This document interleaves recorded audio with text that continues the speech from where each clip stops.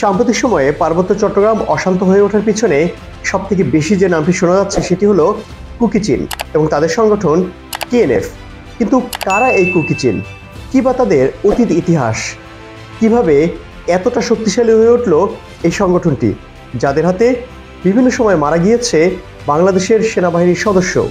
ক্ষুদ্র এই নৃগোষ্ঠীটির উত্থান কিংবা তাদের কর্মকাণ্ড আজকের আমাদের আলোচনার মূল বিষয়বস্তু নয়, এটি কিছুমাত্র। এখান থেকে আপনাদেরকে সাপের খোঁজ দিব। ধৈর্য ধরে বসুন, সামনে চমকে যাওয়ার মতো ঘটনা অপেক্ষা করছে। শুরুতে কুকি চীন ও কেএনএফ নিয়ে একটু ধারণা দেই। রাঙামাটির সাজেকের বাঘাইছড়ি, বরকল, জুরাইছড়ি, বিলাইছড়ি এবং বান্দরবনের উপকণ্ঠ থেকে চিম্বুক পাহাড়ের ম্রো অঞ্চল হয়ে রুমার, বোয়াংছড়ি, থানচি, লামা ও আলীকদম এই 9টি উপজেলা নিয়ে পূর্ণ স্বায়ত্তশাসিত একটি পৃথক রাজ্য সৃষ্টি করাই কেএনএফ এর উদ্দেশ্য। তাদের দাবি পার্বত্য চট্টগ্রামের পৃথক পূর্ণ স্বায়ত্তশাসন। আর এই কুকি চীন ন্যাশনাল ফ্রন্টের উত্থানের পিছনে রয়েছে সেখানকার বম সম্প্রদায়। এদের সঙ্গে আরও যুক্ত রয়েছে উত্তর ভারতের নাগাল্যান্ড, মেঘালয়, আসাম, মিজোরাম, মণিপুর এবং মিয়ানমারের কাচিন, সাগাইং ও চীন রাজ্যে বসবাস করা কুকি চীন সম্প্রদায়রা। অর্থাৎ 3টি দেশের নির্দিষ্ট এই অঞ্চল নিয়ে তারা প্রতিষ্ঠা করতে চায় তাদের কল্পিত দেশ কুকি চীন স্টেট। অর্থাৎ 3 দেশ ভেঙে নতুন রাষ্ট্র তৈরি তাদের মূল উদ্দেশ্য। এই পর্যন্ত তথ্য হয়তো অনেকেরই জানা আছে, তবে যাদের জানা নেই তারা আপাতত এতটুকুই মনে রাখুন। এবার চলুন টাইম মেশিনে চড়ে আমরা 3000 বছর পেছনে চলে যাই। স্থানটি বর্তমান জেরুজালেম। তখনকার কথা বলছি যে সময়টায় এখানে বসবাস করত ইহুদি সম্প্রদায়।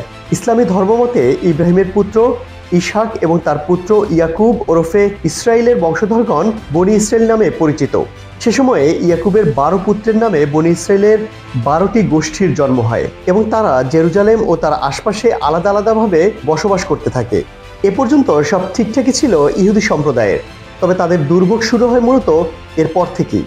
আনুমানিক খ্রিস্টপূর্ব 1000 অব্দে বেবিলনের রাজা নেবুকাদনেজার আক্রমণ করে জেরুজালেম। বেবিলনীয় সৈন্যরা ঘরে ঘরে প্রবেশ করে তাদের হত্যা করে, বাকি সমস্ত লোকজনকে বন্দী করে ইসরায়েল জাতিটাকে কৃতদাসে পরিণত করে। ইহুদিদের ডেভিড মন্দির ধ্বংস করে দেয় তারা। এরপর কেটে যায় কয়েক শতাব্দী। ইহুদিরা আবার ধন সম্পদে সমৃদ্ধ হয়ে ওঠে। তারা তাদের ডেভিড মন্দির পুনর্নির্মাণ করে। তবে শান্তি যেন ইহুদিদের ভাগ্যেই লেখা নেই।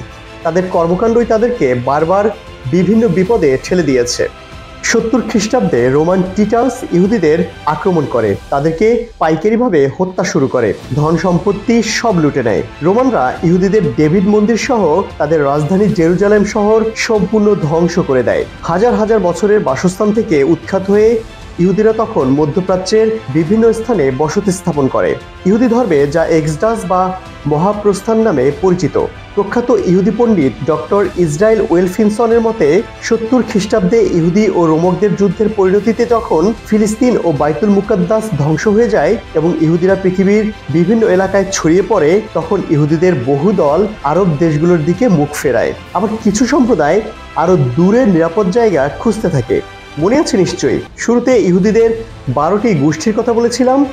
সেখান থেকে একটি গোষ্ঠী নিরাপদ আশ্রয়ের খোঁজে ভারতবর্ষে চলে আসে।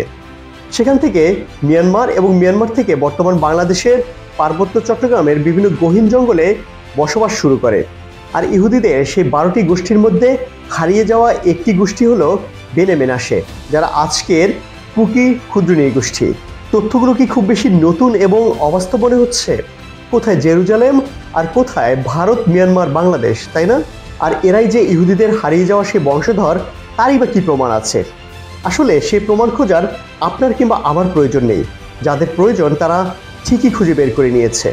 ইসরায়েল ভারতের এই সম্প্রদায়কে অলরেডি লস্ট ট্রাইবের মর্যাদা দিয়েছে। মণিপুর ও মিজোরামে বসবাসকারী কুকিরা যে ইসরায়েলের দুঃসম্পর্কের আত্মীয়, তা অবশ্য প্রকাশ্যে আসতে অনেকটা সময় লেগে যায়। 19 শতকে খ্রিস্টান মিশনারিরা এসব উপজাতিদের মাঝে পৌঁছাতে শুরু করলে দেখা যায় কুকি সম্প্রদায়ের রীতিনীতি ইহুদিদের মতো। তবে তারাই যে ইহুদিদের বংশধর তা প্রমাণের জন্য সায়েন্টিফিক কিছু প্রমাণও দরকার। এর জন্য অবশ্য ডিএনএ পরীক্ষাও করা হয়েছে। কলকাতার সেন্ট্রাল ফরেন্সিক সায়েন্স ল্যাবরেটরি 2005 সালে জানায় কুকি উপজাতিদের সঙ্গে ইসরায়েলের ইহুদিদের জিনগত সম্পর্ক রয়েছে। উভয়ের মধ্যেই একটি বিশেষ ধরনের জেনেটিক সিকোয়েন্স কোড পাওয়া গিয়েছে। এই কোডটি উজবেকিস্তানে বসবাসকারী ইহুদিদের মধ্যেও পাওয়া গিয়েছে। 1 কোটির বেশি জনসংখ্যার ইহুদিরা সারা পৃথিবীতেই তাদের বংশধরদের খোঁজে সন্ধান করে চলছে। এমনকি তাদের ইসরায়েলে ফেরতের জন্য বিশেষ আইনও রয়েছে সেখানে। চাইলে পৃথিবীর যে কোনো প্রান্তে বসবাসকারী ইহুদিরা ইসরায়েলে ফিরতে পারবে। ইসরায়েল ফিরে যাওয়াদের নাগরিকত্ব দেয় এবং তাদের বসতি স্থাপনে সহায়তা করে। সেই মতে অনেক কুকিও ইসরায়েলে গিয়েছে। উভয়ের ভাষা ও ঐতিহ্যেও মিল রয়েছে অনেক। কুকিরা যে শাল ব্যবহার করে তাকে বনি মেনাসের শাল বলা হয়। অন্যদিকে ইসরায়েলের ইহুদিরা প্রার্থনার সময় যে শাল ব্যবহার করে তা একই রকমের। এমনকি কুকিরা যে তাদের আলাদা পতাকা নিয়ে কথা বলছে, সেখানেও ইসরায়েলের মতো রয়েছে একটি তারকা। এই তারকাকে ডেভিডের তারকা বলা হয়। জানলে হয়তো অবাক হবেন, ভারতের মণিপুর ও মিজোরাম থেকে এর মধ্যে 3000 ইহুদি ইসরায়েলে প্রত্যাবর্তন করেছে। এমনকি ইসরায়েলের হয়ে সাম্প্রতিক সময়ে হামাস নিধনে মণিপুরের কুকি যোদ্ধারা অংশও নিচ্ছে। ধারণা করা হয় 200-রও বেশি কুকি যোদ্ধা অংশ নিয়েছে সাম্প্রতিক হামাসের সাথে যুদ্ধে। চলুন তাহলে ভারতের আনন্দবাজার পত্রিকা ইসরায়েলে কুকিদের পুনর্বাসন বিষয়ে কি বলছে তা জেনে আসি। 1989 সালে এদের প্রথম দলটি ইসরায়েলে পাড়ি দেয়। 2002 ও 2005 সালে আরও 2 দফায় ইসরায়েলে পাড়ি দিয়েছে মেনাসেরা। তারপর দীর্ঘ প্রতীক্ষা। কিছুদিন পরেই আরও 275 জন ইহুদি মিজোরাম ও মণিপুর ছেড়ে ইসরায়েলে যেতে চলেছে। ইহুদি সংগঠন সেভি ইসরায়েল তাদের নিয়ে যাওয়ার সকল ব্যবস্থা করেছে। উত্তর পূর্বের বেনে মেনাসেদের ব্যাপারে প্রথম আলোকপাত করেন আমিসাফ সংগঠনের লস্ট ট্রাইব হান্টার রাব্বি আভিচেলি। এরপর ইহুদিদের পবিত্র পুস্তক তালমুদ মিজো ভাষায় অনুবাদ হয়। হাতে নাতে প্রমাণ পেয়ে মিজো কুকি পৈতীদের একটি বড় অংশ নিজেদের বাইবেলে উল্লেখিত হারিয়ে যাওয়া 12টি উপজাতিদের একটি বলে দাবি জোরদার করে। কথিত আছে খ্রিস্টের জন্মের 721 বছর আগে অসিরীয়রা ইসরায়েল থেকে এই 12টি আদি উপজাতিকে নির্বাসিত করেছিল, যারা সবাই জুডাইজম পালন করতেন। তাদের একটি ধারা পূর্ব এশিয়া, ইউনান, মায়ানমার হয়ে মিজোরাম, মণিপুর এবং বাংলাদেশের এই অংশে প্রবেশ করে। প্রচলিত মতে মিজো, কুকি এবং পাইতেরাই এই বেনে মোনাশেরই বংশধর। আর মিজোরাম ও মণিপুর মিলিয়ে এই সংখ্যা প্রায় 7000-এরও বেশি। 1989 থেকে দফায় দফায় মণিপুর থেকে 3500 ও মিজোরামের 1500 বেনে মেনাসে ইসরায়েলে গিয়েছেন। এখনও মণিপুরে প্রায় 5000-এর বেশি মেনাসে বসবাস করে। মিজোরামেও তাদের সংখ্যা 1000 খানেকের বেশি। এর মধ্যে 1989 সালে 2 রাজ্যের প্রায় 800 জন ইসরায়েলে চলে গিয়েছে। পরের 2 দফায় গিয়েছে আরও প্রায় 900 জন। অধিকাংশেরই ঠাঁই হয়েছে গাজা স্ট্রিপ এলাকায়। 2003 সালের পরে মেনাসেদের অভিবাসন নিয়ে ইসরায়েলে জোর বিতর্ক শুরু হয়। বলা হয় রাজনৈতিক স্বার্থসিদ্ধির জন্যই তাদের আনা হচ্ছে। 2005 সালে ইসরায়েলে বেনে মেনাসেদের স্বীকৃতি পাওয়ার পরে তাদের তৃতীয় দলটি ইসরায়েলে পাড়ি দিয়েছিল।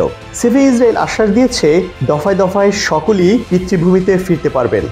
ব্রিটিশ সরকারের পৃষ্ঠপোষকতায় তৎকালীন খ্রিস্টান মিশনারিরা ভারতের উত্তর পূর্বাঞ্চল এবং মিয়ানমার ও বাংলাদেশের পার্বত্য অঞ্চলে বসবাসকারী ক্ষুদ্র নৃগোষ্ঠীদের মধ্যে খ্রিস্টান ধর্ম প্রচারের উদ্যোগ নেয়। ব্রিটিশদের এই উদ্যোগের মাধ্যমে একটি খ্রিস্টান অধ্যুষিত ক্রাউন কলোনি স্থাপনের চেষ্টাও করে তারা।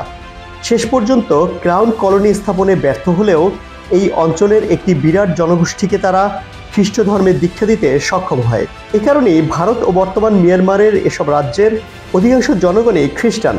বাংলাদেশের পার্বত্য অঞ্চলের বম, পাংখু, লুসাই, গুনি, ম্রো, খিয়াং নামের 6টি ক্ষুদ্র নৃগোষ্ঠীর জনগণ খ্রিস্ট ধর্মে দীক্ষিত।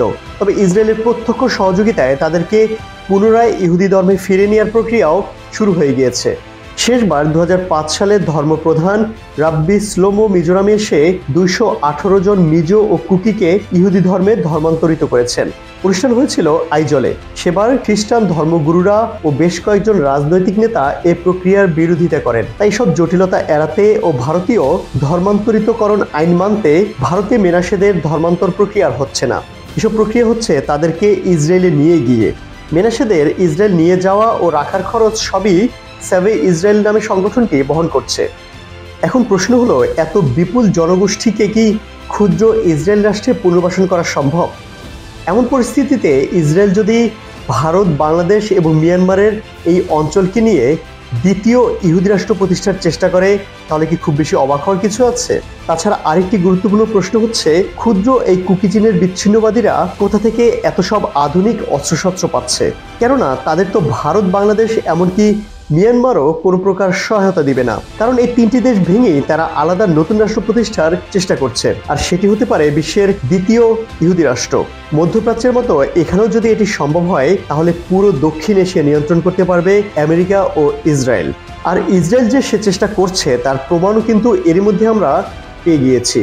কিছুদিন আগেই গণ অধিকার পরিষদের সদস্য সচিব নুরুল হক নূরের সঙ্গে ইসরায়েলি গোয়েন্দা সংস্থা মোসাদের বৈঠক নিয়ে সরগরম হয়ে ওঠে রাজনীতি। পাশাপাশি কুকিচিন ন্যাশনাল ফ্রন্টকে তার অস্ত্র সরবরাহের স্বীকারোক্তিমূলক একটি হোয়াটসঅ্যাপ কথোপকথনও সামাজিক মাধ্যমে ফাঁস হয়। এমনকি দেশের প্রথম সারির কয়েকটি গণমাধ্যমেও তা প্রকাশ হয়। পুরো কিছু কি মিলাতে পারছেন? কোথাকার জল কোথায় গড়াচ্ছে? এরকম আরো কত নূর যে মোসাদ তৈরি করে রেখেছে তার হয়তো খোঁজই পাচ্ছে না বাংলাদেশের গোয়েন্দা সংস্থা। এবারে দায়িত্ব আপনাদের। আমি শুধু সাপের লেজের সন্ধান দিলাম, বাকিটা ধীরে ধীরে বের করে নিয়ে আসার দায়িত্ব সকলের। আজ এ পর্যন্তই। ভালো থাকুন সব সময়।